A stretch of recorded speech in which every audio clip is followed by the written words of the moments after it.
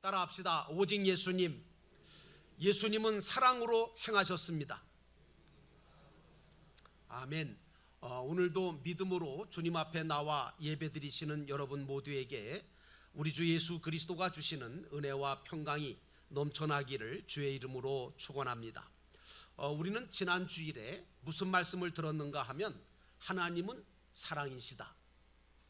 그리고 또한 사랑이라고 하는 것은 하나님께 속한 것이라고 하는 말씀을 들었습니다. 또한 세상과 우리를 사랑하신 그 하나님께서 독생성자 예수 그리스도를 이 땅에 보내셔서 죄사함과 용서를 베풀어 주셨다는 말씀도 함께 들었습니다. 그러면서 크신 하나님의 사랑을 받은 우리는 사랑의 빚진 자가 되었으므로 서로 사랑하라고 하신 주님의 말씀을 따라 다른 사람과 교회와 또 이웃을 하나님이 베푸신 사랑으로 사랑해야 한다는 말씀을 같이 나누었습니다. 오늘 본문으로 보면 오늘 본문에 예수님은 자신이 이 세상에서 이제 이룰 수 있는 마지막 하나님께서 이루라고 하신 마지막 큰 구원의 사역인 십자가를 지시고 세상을 떠나서 하나님께로 가실 것을 미리 아셨습니다. 그리고 친히 제자들을 모인 상태에서 발을 씻겨주시는 일을 행하셨다는 거죠. 여러분, 스승이 제자의 발을 씻는 이 행동은 전적으로 사랑이 없이는 절대로 나올 수 없는 행동이었고 결코 가식이나 어떤 형식적인 그런 것이 아닌 진정한 하나님의 사랑이 어떤 것이냐라고 하는 것을 나타내 주시고 귀한 본을 보여주신 섬김의 사역이었다라고 우리가 생각합니다. 오늘 본문의 말씀으로 돌아가서 우리가 첫 번째로 생각해 봐야 할 것은 예수님은 끝까지 사랑하셨다는 겁니다. 끝까지. 언제까지요? 십자가에서 죽기까지. 1절의 말씀 보니까 유월절 전에 예수께서 자기가 세상을 떠나 아버지께로 돌아가실 때가 이른 줄 아시고 세상에 있는 자기 사람들을 사랑하시되 끝까지 사랑하시니라 하는 말씀이 나옵니다. 예수님은 사랑이신 하나님께로부터 나오셨기 때문에 어떻게 보면 사랑 덩어리라고 볼 수가 있어요. 그래서 그분이 하시는 모든 일들을 살펴보면 하나같이 사랑으로만 행하셨다는 것을 우리가 알 수가 있습니다. 그런데 그 예수님에 비해서 예수님을 따른다, 예수님을 믿는다, 예수님의 제자라고 하는 저와 여러분들의 모습은 어떻습니까? 어떤 말을 할 때 진짜 사랑을 가지고 하나요? 어떤 행동을 할 때 진정 하나님의 사랑을 가지고 하고 있으십니까? 그렇지 못할 때가 너무 많잖아요. 그렇지 못하다면 주님께 우리가 기도하고 회개해야 되지 않겠습니까? 주님, 나도 주님을 닮아가게 하시고 주님의 마음을 품어서 모든 것을 사랑으로 행할 수 있는 자가 되기를 원합니다. 이 기도가, 이 회개가 우리에게 있어야 될 줄로 믿습니다. 오늘 예수님은 자기 사람들을 끝까지 사랑하셨지만 2절 말씀에 보니까 마귀가 벌써 시몬의 아들 가룟 유다의 마음속에 예수를 팔려고 하는 생각을 넣었다라고 성경은 말하고 있습니다. 여러분, 이 말씀 굉장히 중요한 영적인 원리입니다. 우리 마음속에 사단이가 어떤 생각을 심어놓는지를 아셔야 됩니다. 누구든지 사단이 들어가면 사단의 모든 역사가 일어나기 시작하면 그 마음속에 악한 역사가 일어나게 되어 있다는 것입니다. 그럴 사람이 아닌데, 저런 말을 하고 저런 행동할 사람이 아닌데 그런 말을 하고 그런 행동을 할 때 그것은 바로 사단이가 그 마음속에 그런 생각을 넣었다는 사실을 우리가 깨달아야 합니다. 바울은 사랑 없는 생각을 가리켜서 육신의 생각이다, 사단이 주는 생각이라고 말을 하면서 그것은 사망을 가져올 수밖에 없고 사랑의 생각은 영의 생각이며 하나님이 주시는 생각이기 때문에 생명과 평안을 가져다 준다라고 말하고 있습니다. 그러므로 사랑하는 성도 여러분, 나는 여러분들이 주님을 본받아 끝까지 사랑하시기를 주의 이름으로 축원합니다. 이제 세상은 모든 것이 물질 중심으로 흘러가고 있잖아요. 그리고 자기 중심적으로 개인주의로 흘러서 이제는 가족이 없어요. 친구도 없고 이웃 간의 사랑보다는 이해관계로 엮여서 부모 자식 간에도 물질 문제로 또 자기의 모든 이득을 위해서 그 관계가 깨지고는 있는 시대가 됐습니다. 서로 경쟁하고 배신하고 자신의 마음에 들지 않으면 죽으라고 미워하고 실제로 죽이려고만 하는 시대가 되었다는 말입니다. 요즘 우리 어린이들이 즐겨하는 게임이나 오락을 옆에서 지켜보면 또 어른들이나 또 이 여러분들이 보통 즐겨하고 좋아하는 영화나 드라마를 가끔씩 보면 거기에는 예수님처럼 정말 진정한 하나님의 사랑을 가지고 남을 사랑하려고 하고 자기를 희생하고 자기를 정말 낮추어서 다른 사람들을 위해서 사랑하고 위하려고 하는 생각보다는 이기적이고 그리고 자기 자신만을 위하려고 하는 그런 생각들이 가득 차 있는 것을 우리가 보게 되어집니다. 그래서 이 세상은 점점 사랑이 점점 식어가고 있고 유다처럼 예수님도 팔아먹으려고 하고 남을 죽여서라도 자신의 욕심을 채우겠다고 하는 생각에 서로 배신과 복수심으로 가득 차 있는 사람들이 점점 많아져 가고 있는 것이 지금 현대 사회입니다. 또 성경은 이것을 마지막 시대의 증거들이라고 이야기합니다. 그래서 어떤 사람들은 그렇게 말합니다. 나 외에는 누구도 믿을 수가 없다. 누구도 사랑하거나 믿을 대상이 없다라고 하는 생각을 갖다가 보니까 점점 사람이 강팍해지고 고독해지고 불안과 의심 속에 살아가는 모습들이 종종 보입니다. 사랑하는 성도 여러분, 이런 시대 속에서도 이런 풍조 속에서도 나는 여러분들은 예수를 본받아 끝까지 사랑하며 살아가시는 여러분 되시기를 주의 이름으로 축원합니다. 오늘 예수님은 제자들이 다 자기를 버리고 부인하고 배신할 것을 몰랐을까요? 아니요, 알고 계셨습니다. 다 알고 계셨습니다. 특별히 가룟 유다가 자신을 돈을 주고 팔 것을 이미 알고 계셨고 시몬 베드로가 그렇게 사랑했던 베드로가 다 굴기 전에 자기를 3번씩 부인할 거라는 것도 알고 계셨습니다. 또한 자기가 이제는 제자들이 아무리 있지만 자기 홀로 십자가를 지고 세상을 떠나서 아버지께로 돌아가야 될 때가 되었음을 아시고서 이 모든 것을 다 아시면서도 자기 사람들을 끝까지 사랑하셨습니다. 여러분 어떠십니까? 여러분에게는 그런 사랑이 있으신가요? 알면서 배신할 거 알면서 뻔히 돌아설 거 알면서 뻔히 딴 말 할 거 알면서도 그럼에도 불구하고 묵묵히 끝까지 사랑할 줄 아는 진정한 하나님의 사랑이 오늘 우리에게 있어야 합니다. 우리는 예수를 믿고 구원은 받았으나 예수 그리스도를 본받아 사랑하지를 못할 때가 너무 많아요. 오히려 세상 사람들처럼 사단 마귀가 주는 마음을 가지고 내가 사랑해야 될 사람들을 미워하고 상처 주고 원망하고 살 때가 얼마나 많은지 몰라요.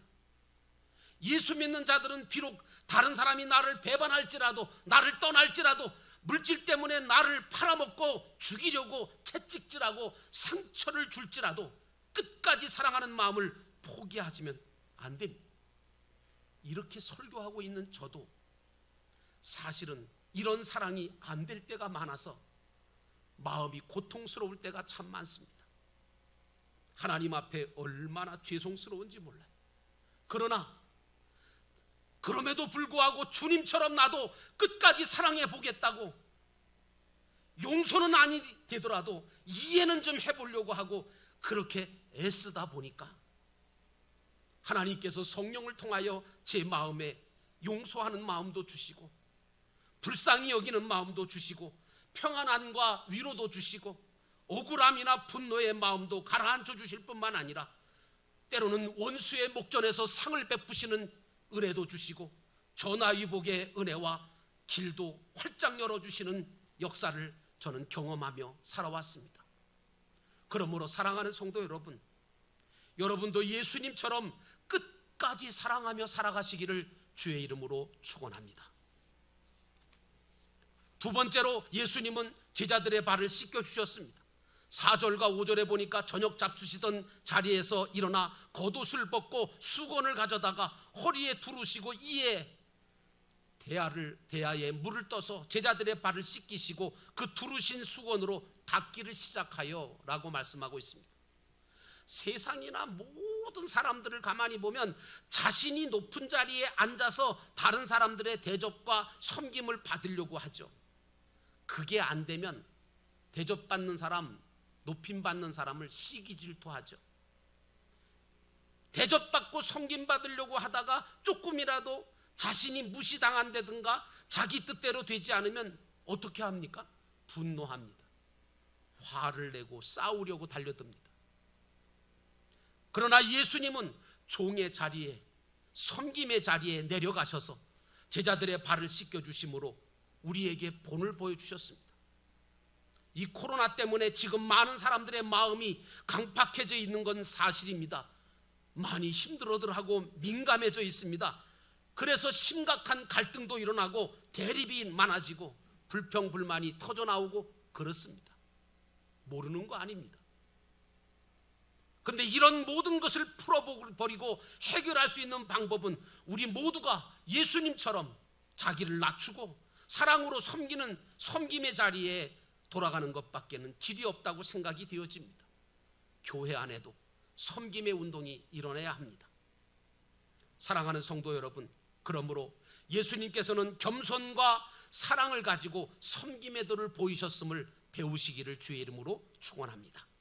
지금도 그렇지만 예수님 당시에는요, 팔레스틴 지방은 건조하고 먼지가 많아서 밖에 나갔다가 들어오면 반드시 손을 씻어야 되고 발을 씻어야 됐어요. 왜? 먼지가 너무 많으니까. 또 손님이 집에 오면 가장 먼저 손과 발을 씻을 수 있는 물을 내어주거나 아니면 좀 잘 사는 집은 종들을 시켜서 그 손님의 그 물과 수건을 가져와서 그 손님의 발과 손을 씻겨주기도 하는 것입니다. 그런데 오늘 본문의 말씀에 보니까 오늘 저녁을 잡수시던 예수님께서 일어나셔서 자신에게 손과 발을 씻을 물도 주지 않았던 제자들, 대접만 받으려고 하지 대접할 줄 몰랐던 이 정말 인정머리 없는 제자들의 발을 하나하나 물과 수건을 가져와서 씻기 시작하십니다. 그 귀하고 높으신 예수님께서 마치 종처럼 자신들의 발을 씻기 시작하니까 제자들이 얼마나 놀랬을까요? 얼마나 당황했을까요? 제자 중에 베드로는 황송해서 발을 절대로 씻지 않겠다고 사양을 했지만 결국까지는 주님께서는 그를 설득하시고 그의 발을 씻겨주셨습니다. 사랑하는 성도 여러분, 예수님은 겸손과 사랑으로 섬김의 도를 우리에게 보여주신 것입니다. 예수님은 제자들의 발을 씻기는 행위를 통해서 오늘날 우리 믿는 자들과 교회가 가지고 정말 지치고 아프고 더럽혀진 모든 사람들의 발을 깨끗하게 씻어주는 그런 진정한 사랑을 실천하라고 본을 보여주신 것이 아니겠습니까? 그런데 오늘날 교회 공동체나 믿는 자들의 모습을 보면 예수님의 모습과는 너무 거리가 먼 모습이어서 모두가 실망하고 있는 것도 사실입니다.